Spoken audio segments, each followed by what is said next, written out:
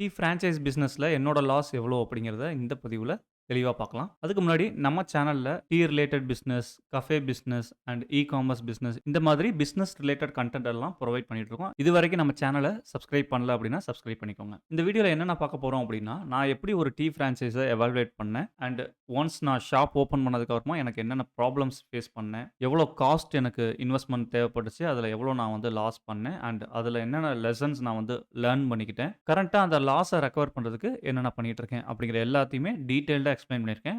Full video மறக்காம பாருங்க. இந்த வீடியோ பதிவ கன்டின்யூ பண்றதுக்கு முன்னாடி ஒரு சின்ன டிஸ்க்ளைமர். இந்த வீடியோல நான் எக்ஸ்ப்ளைன் பண்ணியிருக்க எல்லா எக்ஸ்பீரியன்ஸுமே என்னோட ஓன் எக்ஸ்பீரியன்ஸஸ். நான் ஷாப் ஓப்பன் பண்ணி குளோஸ் பண்ணதுக்கு நடுவுல நடந்த எல்லாத்தையுமே ஷேர் பண்ணியிருக்கேன்.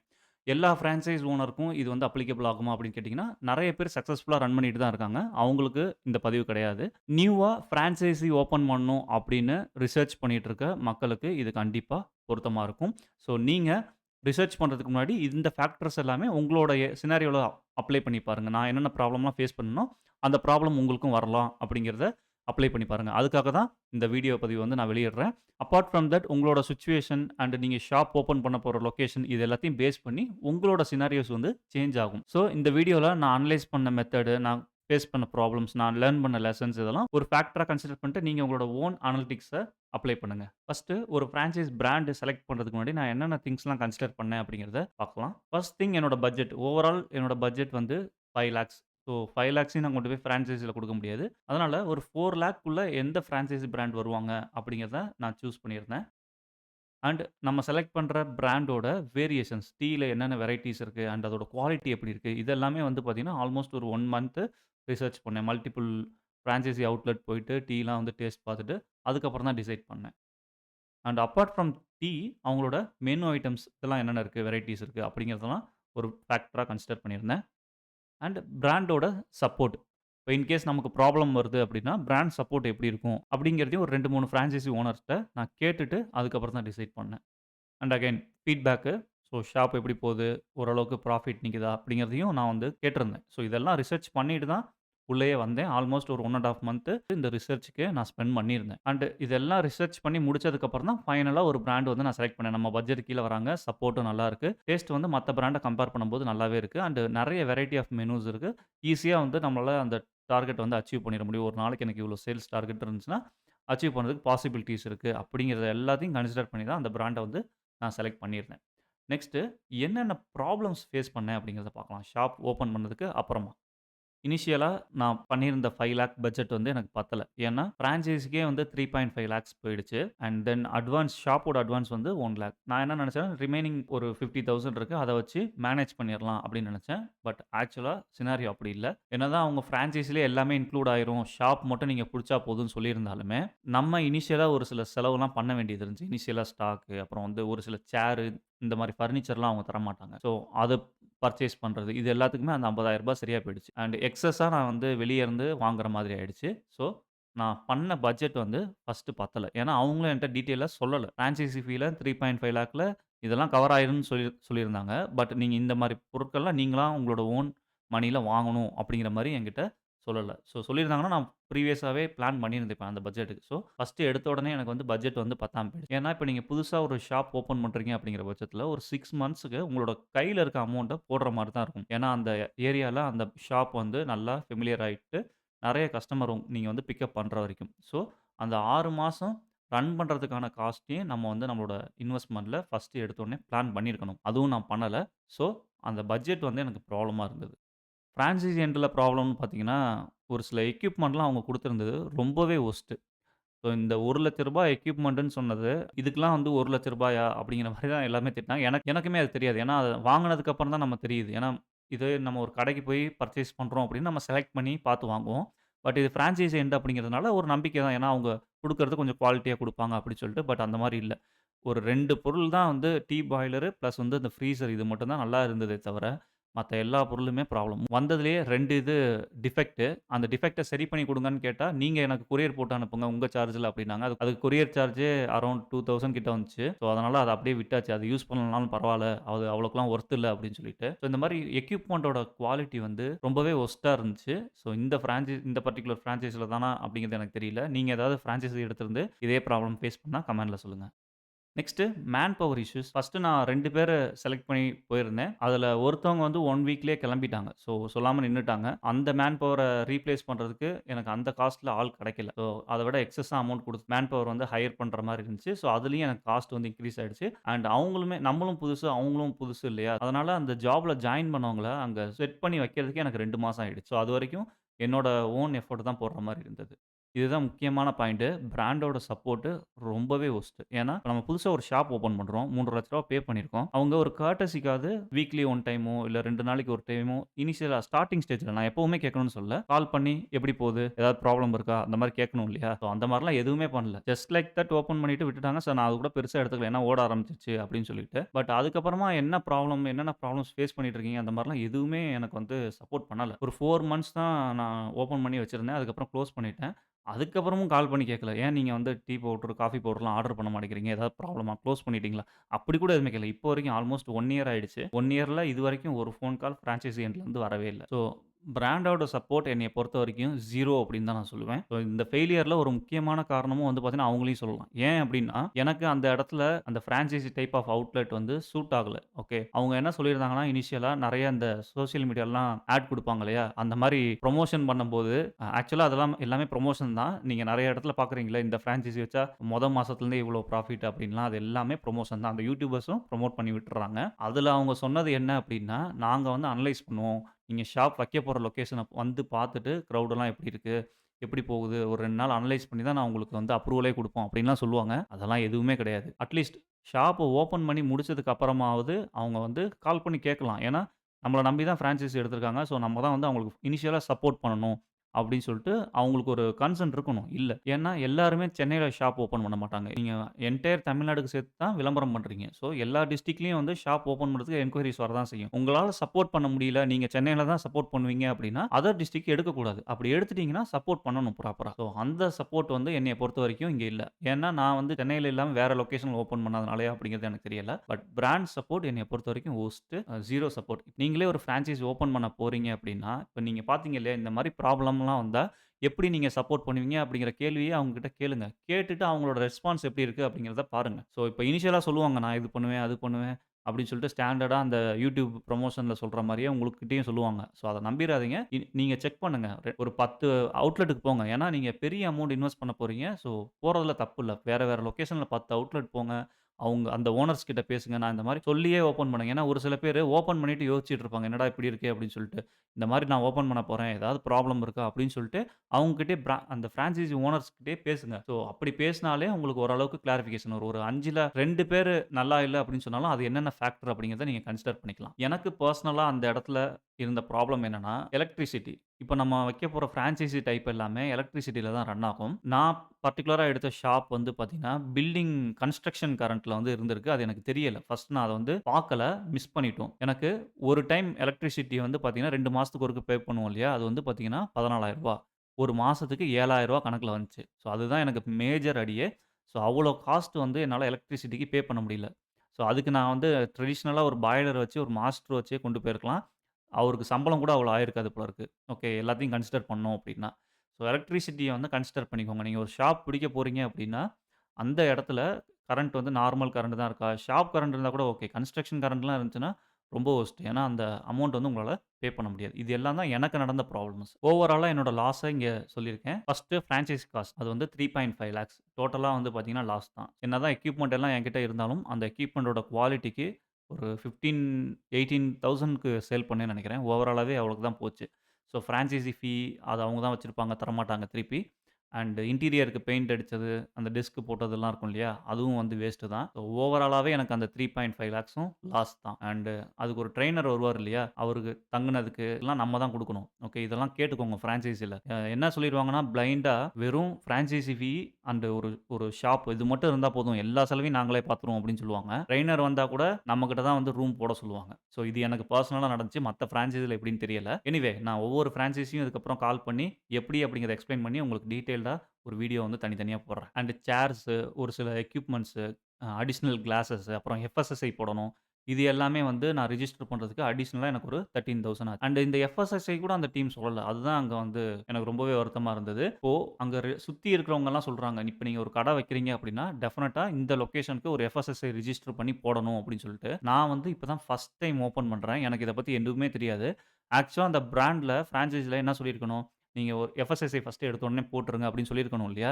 அது அவங்க எண்டுலருந்து வரல. அவங்க பே பண்ணி ஷாப் ஓப்பன் பண்ணதோட எல்லாமே கட்டு. நான் அதுக்கப்புறம் 1 வீக் கழிச்சு நியர்பை ப்ரௌசிங் சென்டர்ல போயிட்டு அப்ளை பண்ணி எஃப்எஸ்எஸ்ஐ வந்து வாங்கி போட்டேன். ஸோ நீங்க இப்ப ஷாப் ஓப்பன் பண்ண போறீங்க அப்படின்னா, எஃப்எஸ்எஸ்ஐ ரிஜிஸ்ட்ரேஷன்லாம் கன்சிடர் பண்ணிக்கோங்க. அண்ட் இனிஷியலா ஸ்டாக்குக்கு ஒரு 15,000 கிட்ட ஸ்பெண்ட் ஆனுச்சு. ஏன்னா, நான் வெறும் டீ பவுடர், காஃபி பவுடர் மட்டும் வாங்கல. வேற பட்டரு, ஃப்ரெஞ்ச் ஃப்ரைஸு, சீஸு இந்த மாரி நெறைய இது வாங்கி வச்சிருந்தேன். ஸோ, அதெல்லாம் சேர்த்து ஒரு 15,000 ஆச்சு. ஷாப்போட அட்வான்ஸ அவங்க க்ளோஸ் பண்ணிட்டு திருப்பி குடுக்கும்போது ரூ. 30,000 புடிச்சுட்டு குடுத்தாங்க. வெறும் 4 மந்த்ஸ் தான் ஆச்சு. அதுக்கே வந்து எனக்கு ரூ. 30,000 புடிச்சுட்டு தான் குடுத்தாங்க. ஸோ, அதுல ஒரு ரூ. 30,000 லாஸு. அண்ட் ஒரு 4 மாசம் என்னோட கை காசு போட்டேன் இல்லையா? அதுல ரூ. 1,30,000 நான் நோட் பண்ண வரைக்கும் ஒரு சில இதெல்லாம் கணக்கு இல்ல. எல்லாம் சேர்த்திருந்தீங்கன்னா ஒரு ரூ. 1,50,000 கிட்ட போயிருக்கும். ஸோ, இது எல்லாமே ஓவராலா கால்குலேட் பண்ணேன் அப்படின்னா, 5.45 லேக்ஸ் வெறும் 4 மாசத்துல லாஸ். ஒரு மிடில் கிளாஸ்ல ஃபர்ஸ்ட் டைம் ஒரு பிசினஸ்ன்னு இறங்குறோம். அப்போ வந்து ஒரு 4 மாசத்துல இப்படி இருக்கு அப்படின்னா, மைண்ட் செட் எப்படி எனக்கு சேஞ்ச் ஆயிருக்குன்னு பாருங்க. அதனால தான் ஒரு அவேர்னஸ் பதிவா இந்த மாரி சேனல் நம்ம வந்து சொல்லணும் அப்படின்னு சொல்லிட்டு இத ஓப்பன் பண்ணியிருக்கேன். நீங்க இப்ப ஃபர்ஸ்ட் டைம் பிசினஸ்ல இறங்க போறீங்க. அதுவும் முக்கியமா டீ பிரான்சைஸ் பிசினஸ் எடுக்க போறீங்க அப்படின்னா, இது எல்லாத்தையுமே கன்சிடர் பண்ணுங்க. ஒரு ரூ. 10,00,000 உங்களோட ஓன் மனி கையில இல்லாம பிரான்சைஸ் பக்கம் வராதீங்க. ஏன்னா, அவங்க சொல்றது ஒண்ணு இருக்கும். அங்க நடக்கிறது ஒண்ணு இருக்கும். அவங்க வந்து ரூ. 5,00,000 தான் ஓவராலா அப்படின்னு சொன்னாங்கன்னா, டபுள் ஆகும். ரூ. 3,00,000ன்னு சொன்னாங்கன்னா, ரூ. 6,00,000 கையில வச்சுக்கோங்க. அது இல்லாம ரன்னிங் காஸ்ட் வேற ஆகும். ஸோ இது எல்லாமே ஃபேக்ட். அண்ட் நீங்க இன்வெஸ்ட்மென்ட் பண்றதுக்கு முன்னாடி இப்ப நான் சொன்ன ப்ராப்ளம்லாம் நீங்க பார்த்திருப்பீங்க. உங்களுக்கு ஒரு ஸ்ட்ரைக் ஆயிருக்கும் இல்லையா? அது அந்த பிரான்சைசி நீங்க பிராண்ட் அப்ரோச் பண்ணுவீங்கல்ல, அவங்க கிட்ட கேளுங்க. இதுக்கெல்லாம் என்னென்ன பண்ணுவீங்க அப்படின்னு சொல்லிட்டு. இதெல்லாம் ஒத்து வந்தா மட்டும் நீங்க பிரான்சைஸி கன்சிடர் பண்ணுங்க. ஸ்டில் நான் என்ன சொல்லுவேன்னா, பிரான்சைஸி போறதுக்கு நீங்க தனியாவே ஓப்பன் பண்ணிட்டு போயிரலாம். ஸோ அடுத்தடுத்த வீடியோ பதிவுல அது எப்படி ஓப்பன் பண்றது அப்படிங்கிறத நான் சொல்லப் போறேன். மறக்காம நம்ம சேனல சப்ஸ்கிரைப் பண்ணிக்கோங்க. இந்த 4 மாசத்துல என்னோட காஸ்ட்லியான லெசன்ஸ் என்னென்ன லேர்ன் பண்ணேன் அப்படிங்கிறத பார்க்கலாம். பிரான்சைசி மாடல் அப்படிங்கிறது ஜென்ரலா நீங்க ஷாப் ஓப்பன் பண்றத விட ரொம்பவே காஸ்ட்லியர். ஏன்னா, நீங்க ரிசர்ச் பண்ணி ஒரு 6 மாசம் டைம் எடுத்து ரிசர்ச் பண்ணி பண்ணியிருந்தா கூட, அவங்க கிட்ட போயி நீங்க ஸ்பெண்ட் பண்ற அமௌண்ட்டுக்கு அப்படியே ஆஃப் தி அமௌண்ட்ல உங்களால சூப்பரா ஒரு ஷாப் வந்து ஓப்பன் பண்ணிற முடியும். என்னதான் நான் 1 1/2 மாசம் ரிசர்ச் பண்ணியிருந்தாலுமே, எல்லா யூடியூபர்ஸ் இவங்கலாம் என்ன சொன்னாங்க அப்படின்னா, யாருமே ப்ராப்ளம்ஸ் எடுத்து போடல. இவ்வளோ பெனிஃபிட்ஸ் அப்படிங்கிறது தான் சொன்னாங்களே தவிர, ஓப்பன் பண்ணதுக்கப்புறம் இந்த மாதிரி ப்ராப்ளம்லாம் வந்தா எப்படி சப்போர்ட் பண்ணுவீங்க அப்படிங்கிறத சொல்லல. ஏன்னா இது எல்லாமே ப்ரமோஷன். ஒரு 90% வீடியோஸ் பிரான்சைசி ரிலேட்டட்ல வரது ப்ரமோஷன் தான். எனக்கு நல்லா தெரியும். ஏன்னா அவங்க இன்டர்வியூ எடுத்து போடும்போது சொன்னது எல்லாமே வேற வேற மாதிரி. ஆக்சுவலா நடந்தது எல்லாமே வேற வேற மாதிரி. ஸோ இப்ப நான் என்னோட ப்ராப்ளம் சொல்லியிருக்கேன் இல்லையா? இத போய் நீங்க பிரான்சைசி ரிலேட்டட் வீடியோஸ்ல எடுத்து பாருங்க. யாருமே இத பத்திலாம் பேசியிருக்க மாட்டாங்க. உங்களோட அமௌண்ட்ட நீங்க இன்வெஸ்ட் பண்ண போறீங்க. ரிசர்ச் பண்ணுங்க. 6 மாசம் இல்ல 1 வருஷம் ஆனா கூட பரவால்ல. கம்ப்ளீட்டா ரிசர்ச் பண்ணிட்டு அவசரப்படாம ஓப்பன் பண்ணுங்க. இதுதான் பெரிய லெசனு. எந்த சோசியல் மீடியால யார் சொல்றதையும், யூடியூபர்ஸ் யார் சொல்றதையுமே நம்பாதீங்க. நானே வந்து நாளைக்கு வந்து இது நல்லாருக்கு, இந்த பிராண்டுக்கு போனேன்னு சொன்னா கூட நம்பாதீங்க. உங்களோட ரிசர்ச் பண்ணுங்க. ஏன்னா, நீங்க தான் உங்க கை காச போட போறீங்க. ரைட்? ஸோ பிளைண்டா சோசியல் மீடியா போஸ்ட் எதையுமே ட்ரஸ்ட் பண்ணாதீங்க. அதேமாரி சோசியல் மீடியா போஸ்ட் போடுறவங்கலாம் டிஸ்க்ளைமர பெருசா சொல்லுங்க. ஏன் சொல்ல மாட்டேங்கிறீங்க அத அப்படிங்கிறது எனக்கு தெரியல. ஏன்னா, நீங்க ஒரு வீடியோ பதிவ எடுத்து போட்டுட்டு போயிருவீங்க. அத ஒரு 10,000 பேர் பார்க்குறாங்கன்னா, ஒரு 1000 பேர் கூட போய் அவங்க கிட்ட போய் அப்ரோச் பண்ண மாட்டாங்க. 1000 பேர் சப்ஸ்கிரைபர் போய் இந்த மாரி லாஸ் ஆயிட்டு நிக்கக்கூடாது அப்படின்னு நெனச்சீங்கன்னா, தயவு செஞ்சு டிஸ்க்ளைமர்ல பெருசா சொல்லுங்க. அண்ட் இதுதான் டெசிஷன் மேக்கிங். நான் ஒரு 3 மந்த்ஸ் பிரேக் எடுத்து முடிச்சுட்டு, நம்மளே நம்மளோட ஓன் பிராண்ட கிரியேட் பண்ணுவோம். இன்ஸ்டெட் ஆஃப் பிரான்சைஸ் மாடல் வந்து ரன்னிங் காஸ்ட்டும் ரொம்ப நெறையா இருக்கு. அண்ட் அதுல ஒரே ஒரு அட்வான்டேஜஸ் அப்படின்னு பார்த்தோம்னா, அவங்க குடுக்குற டீ பவுடர் தான். ஸோ அதையும் நம்பளாலேயே புரொவைட் பண்ண முடிஞ்சுச்சு அப்படின்னா, நம்பளே நம்மளோட ஓன் பிசினஸ் மாடல கிரியேட் பண்ணிக்கலாம் அப்படிங்கிறத டிசைட் பண்ணேன்.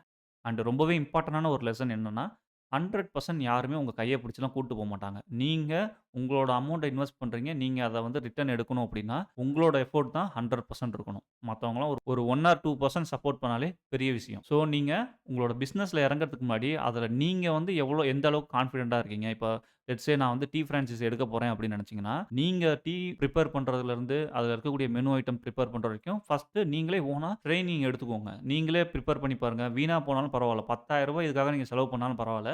இன்ஸ்டெட் ஆஃப் ரூ. 10,00,000 ரூ. 5,00,000 லாஸ் பண்றதுக்கு ரூ. 10,000 ஒரு பெரிய விஷயமே கிடையாது. நீங்க பிராக்டிஸ் பண்ணி அந்த மெனு ஐட்டம்லாம் உங்களோட ஸ்கில்ல டெவலப் பண்ணிட்டு, அதுக்கப்புறமா ஒரு 4 பேர வேலைக்கு வச்சு நீங்களே ட்ரெய்னிங் குடுங்க. ஓகே. யாருமே 100% உங்களுக்கு வந்து சப்போர்ட்லாம் குடுக்க மாட்டாங்க. நீங்க அதுல கான்ஃபிடென்ட்டா இருந்தீங்கன்னா, நீங்களே உங்கள சப்போர்ட் பண்ணிக்கலாம். ரைட்? அண்ட் ரொம்பவே இம்பார்ட்டன்டான ஒரு விஷயம் என்னன்னா, லோன் வாங்கி எந்த பிசினஸையும் ஸ்டார்ட் பண்ணாதீங்க. இப்ப நான் இதில போட்ட அரவுண்ட் எனக்கு வந்து 6,00,000 கிட்ட தேவைப்படுது இல்லையா? அதில வந்து 4.5 லேக்ஸ் வந்து லோன். ரிமைனிங் 1,50,000 தான் என்னோட கை காசு போட்டிருந்தேன். ஏன்னா, எனக்கு ஒரு நம்பிக்கை இருந்துச்சு. அட்லீஸ்ட் ஒரு 6 மந்த்ஸ் ஓட்டிட்டோம் அப்டின்னா, இந்த லோன்லாம் ஈஸியா ரீபே பண்ண ஆரம்பிச்சிரலாம் அப்டின்னு சொல்லிட்டு. அதுதான் என்னைய வந்து குளோஸ் பண்ற லெவல் டிசிஷனுக்கு கொண்டு போச்சு. இன்கேஸ் மேபி நான் என்னோட கை காச போட்டு ஓப்பன் பண்ணியிருந்தேன் அப்டின்னா, இன்னும் கொஞ்ச நாள் ரன் பண்ணி இருந்திருக்கிறதுக்கு சான்சஸ் இருக்கு. ஓகே. ஸோ ஒரு லோன் வாங்கி மட்டும் தயவு செஞ்சு பிசினஸ் எதுவும் பண்ணாதீங்க. ஏன்னா, அது எப்டி எந்த பக்கம் போகும்னே நம்மளால சொல்ல முடியாது. அதுக்கப்புறம் என்ன ஆகும் அப்டின்னா, இப்ப என்னைய எடுத்துக்கோங்க. எனக்கு வந்து இப்போ 0 மைனஸ்ல போயிடுச்சு.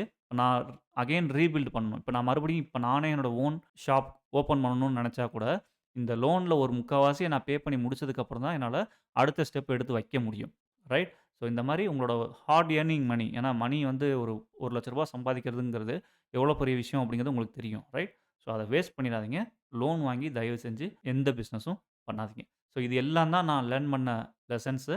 அண்ட் இது எல்லாமே டெஃபினட்டா உங்களுக்கும் அப்ளிகபிள் ஆகும். ஸோ நீங்க ஒரு பிசினஸ்ல இன்வெஸ்ட் பண்றதுக்கு முன்னாடி, அதுவும் முக்கியமா டீ பிசினஸ்ல இன்வெஸ்ட் பண்றதுக்கு முன்னாடி இது எல்லா ஃபேக்டர்ஸையும் கன்சிடர் பண்ணிக்கோங்க. லாஸ் ஆனதுக்கு அப்புறமா நான் என்னென்ன ஆக்டிவிட்டீஸ் பண்ணேன் அப்படிங்கிறத பார்க்கலாம். ஸோ இது டோட்டலா வந்து ரெக்கவரிங்கிறது மனி ரெக்கவரி கிடையாது. மைண்ட் ரெக்கவரி தான். ஏன்னா சடனா ஒரு மிடில் கிளாஸ்ல 5.5 லேக்ஸ் வந்து ஒரு 4 மந்த்ஸ்லயே லாஸ் பண்றதுங்கிறது ரொம்பவே பெரிய விஷயம். ஓகே. அது வந்து நான் வெளிய வரதுக்கே ஒரு 3 மாசம் கிட்ட ஆச்சு.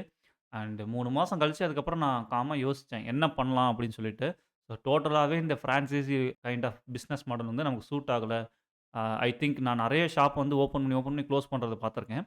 ஸோ நெறைய பேருக்கு இது மேபி எனக்கு நடந்த அதே சினாரியோ நடந்திருக்கலாம். ஸோ நான் என்ன பண்ணேன்னா, என்னோட ஓன் பிராண்டே நான் கிரியேட் பண்ணிக்கிறேன். நான் வேற யாருக்கோ போயிட்டு காசு குடுக்குறதுக்கு ஒரு சில ஃபிரான்சைஸ்லாம் இன்னும் ராயல்டி இருக்குன்னு நெனைக்கிறேன். எவ்ரி மந்த் வந்து சம் அமௌண்ட் பே பண்ணணும்னு நெனைக்கிறேன்.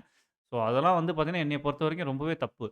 ஸோ நம்ம பிராண்ட், நம்ம காசு, நம்மளோட உழைப்பு இருக்கு. ஸோ அவங்க வந்து என்ன பண்ணாங்க, ஒரு மாடல் மாரி கிரியேட் பண்ணி குடுக்குறாங்க, ரைட்? ஸோ அதுக்கு வந்து இவ்ளோ காஸ்ட் நம்ம அவங்களுக்கு பே பண்ணணும் அப்படிங்கிற நெசசிட்டி கிடையாது. ஸோ என்னோட ஓன் டீ பிராண்ட நான் கிரியேட் பண்ணணும்னு டிசைட் பண்ணேன். என்ன ரீசன் அப்படின்னா, பிரான்சைசி மாடல நான் பார்த்த வரைக்கும், அவங்க குடுத்த ஒரே ஒரு விஷயம், அந்த tea powder and coffee powder. இது மட்டும் தான் நல்லா இருந்ததே தவிர, மத்த எல்லாமே நானே ரிசர்ச் பண்ணியிருந்தாலே பண்ணியிருக்க முடியும்.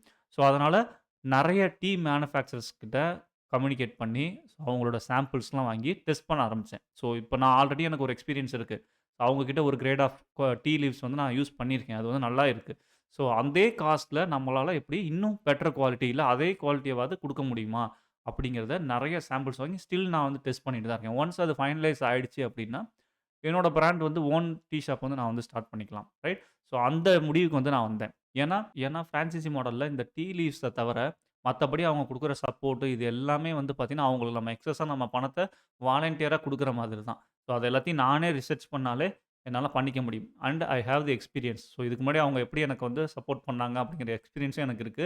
என்னென்ன வாங்கணும், என்னென்னலாம் தேவைப்படும் அப்படிங்கிற எல்லாத்தையும் நான் அனலைஸ் பண்ணேன் அப்படின்னாலே, நானே ஓப்பன் பண்ணிற முடியுங்கிற ஒரு நம்பிக்கை எனக்கு வந்துச்சு. ஸோ அதனால ஓன் டீ பிராண்ட் கிரியேட் பண்ணிருவோம் அப்படிங்கிற டெசிஷன் எடுத்தேன். தென் வந்து கஃபே மெனு. ஓகே. ஸோ அவங்க வந்து சிம்பிளான மெனு ஐட்டம்ஸ் வந்து குடுத்திருந்தாங்க.